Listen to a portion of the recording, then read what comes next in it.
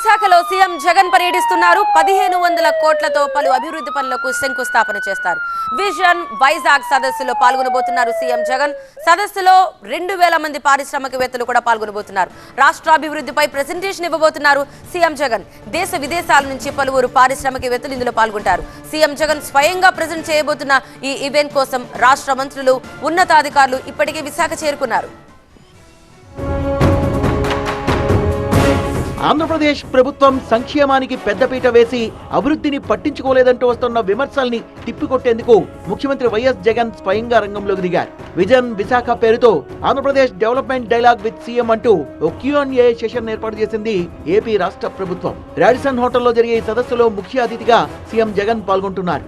రాష్ట్రంలో జరిగిన అభివృద్ధిని వివరించడంతో పాటు తమ భవిష్యత్ ప్రణాళికల్ని వెల్లడిస్తారు జగన్. ఇందుకోసం వివిధ రంగాలకు చెందిన 2000 మందికి ఆహ్వానాలు పంపారు. పారిశ్రామికవేత్తలతో పాటు టూరిజం, వైద్య, విద్య అన్ని రంగాలకు చెందిన ప్రముఖులు ఈ ఆహ్వానాలు అందుకున్న వారిలో ఉన్నారు. జగన్ కీలక వక్తగా వ్యవహరించనున్న ఈ కార్యక్రమంలో రాష్ట్ర ప్రభుత్వ ప్రణాళికలు, ఉద్దేశాలను పారిశ్రామికవేత్తలకు వివరిస్తారు. విశాఖ గ్లోబల్ సిటీగా ఎంత పొటెన్షియాలిటీ కలిగి ఉంది, భవిష్యత్తులో విశాఖ గ్రోత్ ఇంజన్ గా రాష్ట్ర అభివృద్ధిలో ఎంతటి కీలక పాత్ర పోషించనుందో స్వయంగా తెలియజేస్తారు జగన్.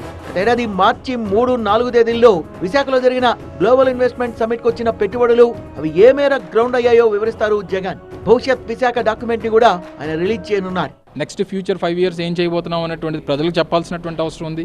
గడిచినటువంటి 5 సంవత్సరాల్లో ఏం చేశామనేటువంటిది కూడా ప్రజలకు చెప్పాల్సినటువంటి అవసరం ఉంది. ఇప్పుడు తీసుకున్నటువంటి నిర్ణయాలకు ఎప్పుడు ఫలితాలు వస్తాయనేటువంటిది చెప్పాల్సినటువంటి అవసరం ఉంది. ఇది ఒక బాధ్యతగా, ఒక నాయకుడికి ఉన్నటువంటి బాధ్యత. రాష్ట్రాన్ని పాలించేటువంటి జగన్మోహన్ రెడ్డి గారికి ప్రజలకి ఏం జరిగిందో చెప్పాల్సినటువంటి బాధ్యత కూడా ఉంది. అదే ముఖ్యమంత్రి గారి నోటంటూ వస్తే పెద్ద స్థాయిలో రాష్ట్ర వ్యాప్తంగా చర్చ జరుగుతుంది, ప్రపంచవ్యాప్తంగా, దేశవ్యాప్తంగా చర్చ జరుగుతుంది. సో డెఫినెట్గా చెప్పాలనేటువంటి ఒక ఆలోచన వచ్చింది. డెఫినెట్గా చెప్పేటువంటి ప్రయత్నం చేస్తాం. విశాఖ అభివృద్ధి పథంలో ఎలా ముందుకు సాగుతోంది, భవిష్యత్ ప్రణాళిక ఎలా ఉండబోతోందన్న దానిపై ముఖ్యమంత్రి ఇవ్వబోయే ప్రెజెంటేషన్ పై సర్వత్రా ఆసక్తి నెలకొంది. ప్రధానంగా వెస్ట్ కోస్ట్ కు ముంబై ఎలానో, ఈస్ట్ కోస్ట్ కి గేట్వే విశాఖ కాబట్టి ముంబైని మించిన సిటీగా మార్చాలన్న లక్ష్యాన్ని రాష్ట్ర ప్రభుత్వం వివరించబోతోంది. అదే సమయంలో విశాఖలో తాగునీరు, అండర్ గ్రౌండ్ డ్రైనేజీ, రోడ్లు లాంటి మౌలిక సదుపాయాలకు సంబంధించి 1500 కోట్ల రూపాయల అభివృద్ధి పనులకు ముఖ్యమంత్రి ఈ సందర్భంగా ప్రారంభోత్సవం చేస్తారు.